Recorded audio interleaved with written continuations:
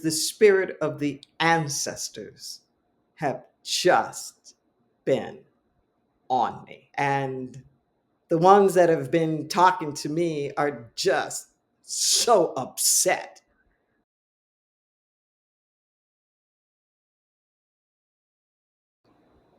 Hey, everybody, it's Rev D. I'm in my kitchen. It's the eve of Juneteenth, and I'm making this video because I want to sleep tonight. I haven't been sleeping well for the past few weeks because the spirit of the ancestors have just been on me. They've been on me for weeks now about the upcoming election.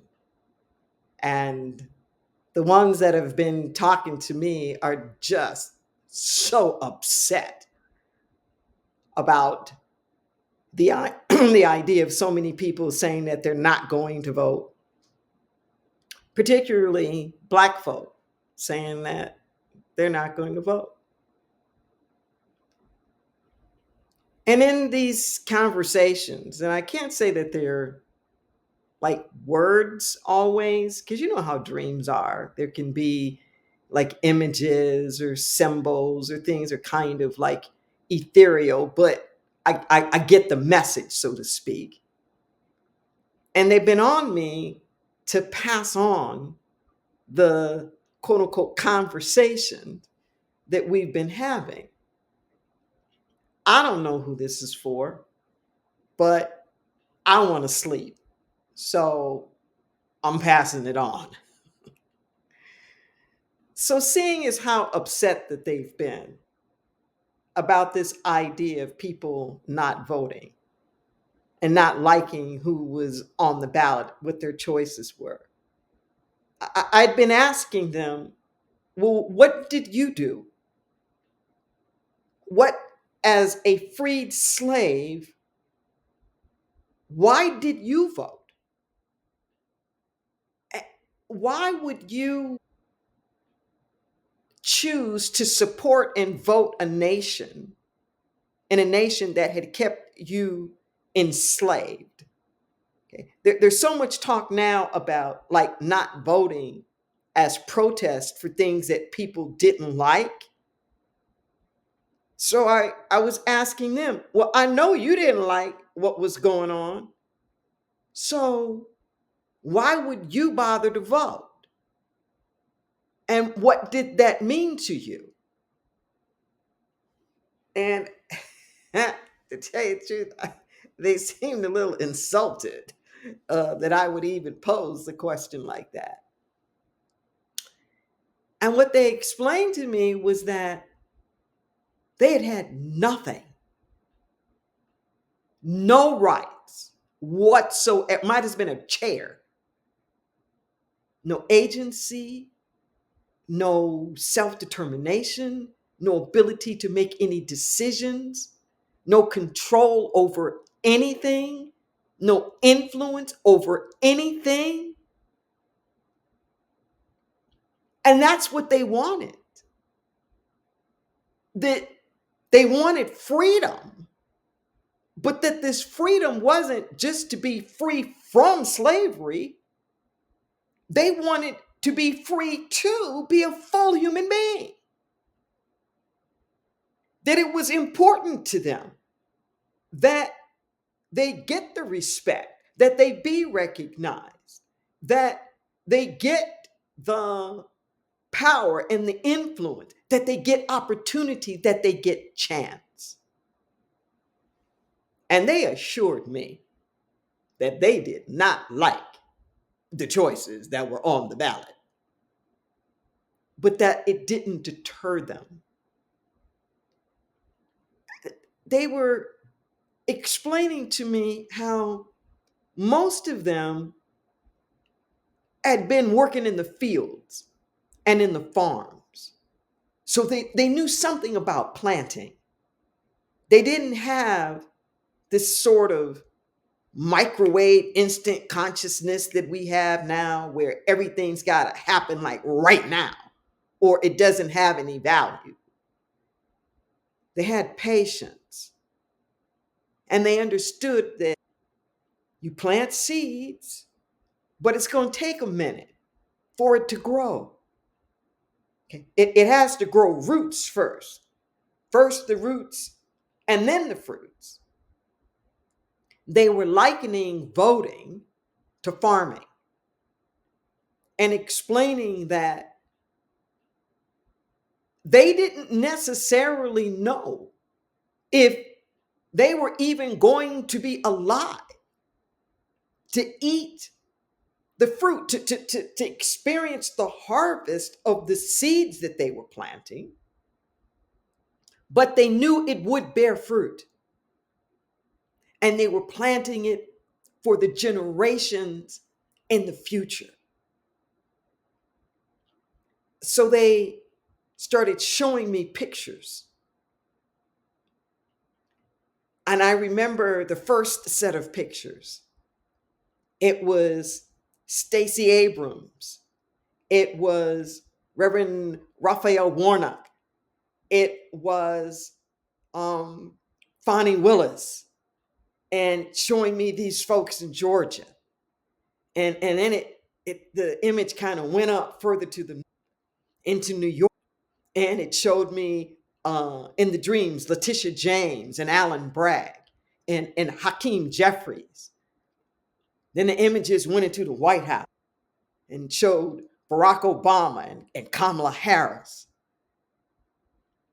And it was likening this and saying, these are the fruits that we've been able to harvest this stuff now. That they started something in motion that put us in the position to then be able to vote these kinds of people in. The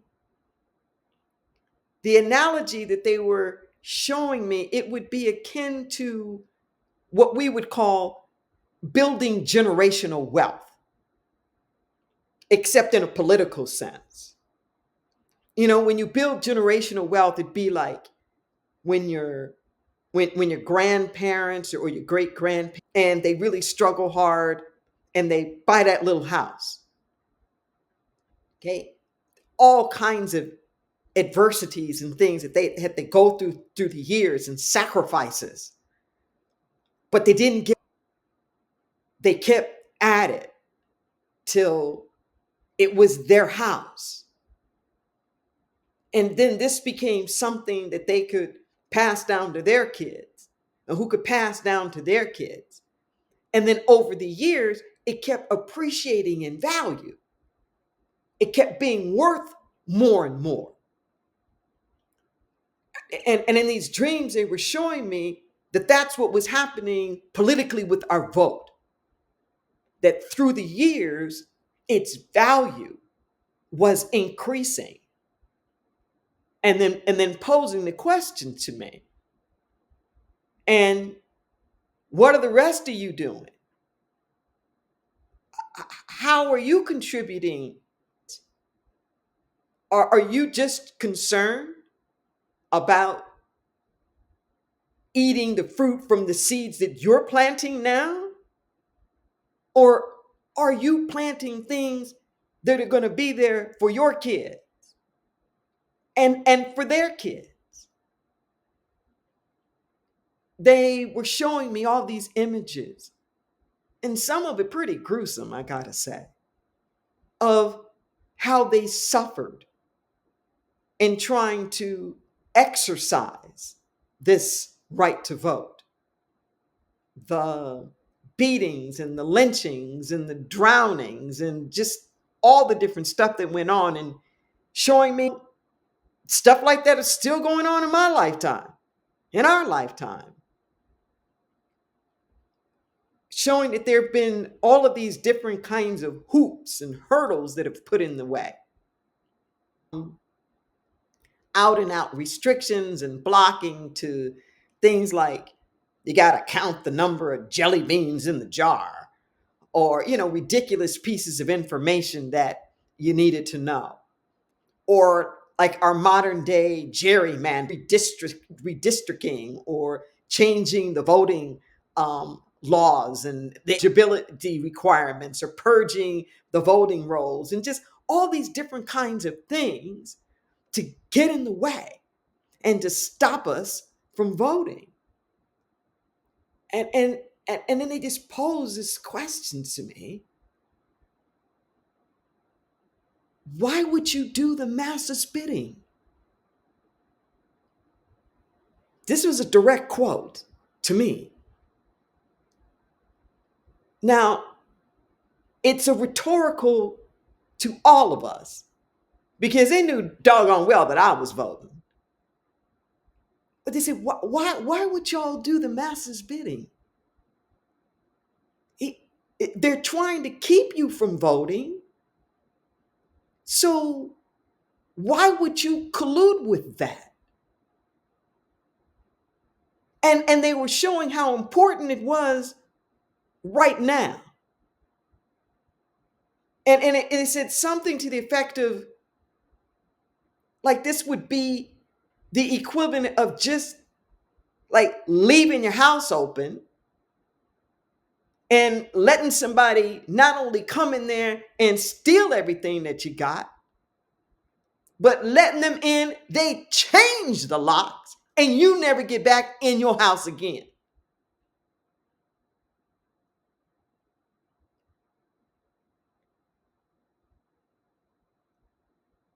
They were explaining to me that voting's gonna happen. It's gonna happen. And why would we not show up at the table? That if we don't vote, then who will? If not us, then who? And why would we trust people who don't have our interests at heart? Now, they weren't talking about the kinds of things that I plan on talking about when I do my own, videos about the importance of voting and all of that. We're being much more basic. They weren't talking about things like appointments of justices at all different levels, including the Supreme Court, or bans on books, or reproductive choice, or racial equality, or um, legislation against trans people and their rights. And it wasn't getting into all that. It was keeping it like much more basic than that, and saying that the issues that were of concern are still of concern now. Just the basic thing, like who's going to be the sheriff, and where will you be allowed to live? Will there be a school for your kid to go to? Will there be a doctor somewhere where you can get medical care? Will there be jobs that are available to you in neighborhoods that are safe, that you can live in and raise your children in? That those were their issues then, and that these are still the same issues that are alive now. And why would we let other people make decisions about those things, especially people who don't want our best or don't care? And the image that they were showing me would be, I guess, the equivalent of what I would say would be a proxy. Saying you're not voting ain't going to stop the voting. It just means you don't have a say.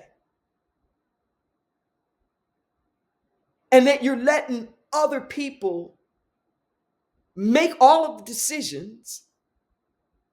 See, And that's what it was like for us when we were slaves. That's what we wanted to be free from. So we could be free to show up at the table, to have our voice heard.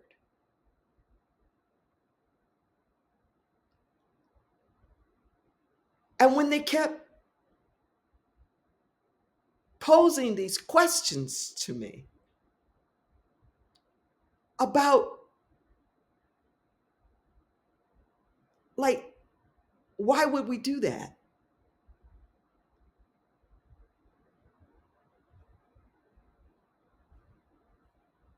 And I have an answer.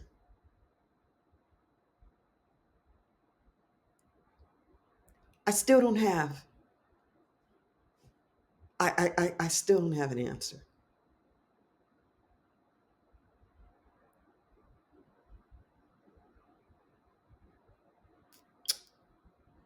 So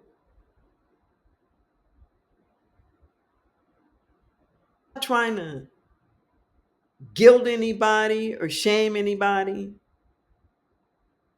I just want to sleep. I just want to sleep. And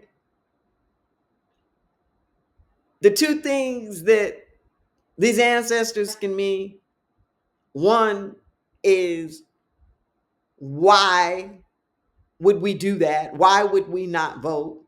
Why would we let everybody else make the decisions for us and not pass on political generational wealth?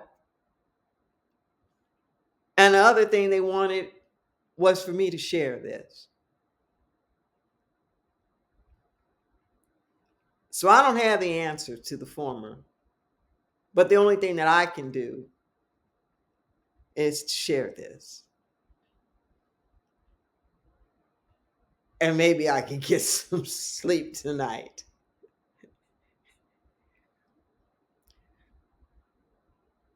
And wherever you are on any of this, I wish you a good sleep tonight as well.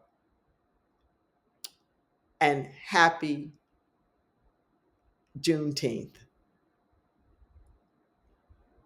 They were asking me, why are you even going to celebrate it? If you other people still make the decisions for you, like we had to do when we were slaves. I don't know. But I hope I sleep tonight.